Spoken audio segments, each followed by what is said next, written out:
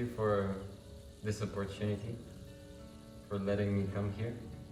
It was nice meeting all of you guys, everybody in the ashram, really. This place is really suitable and soothing for yogic practices, near the nature and near the Ganga, Rishikesh.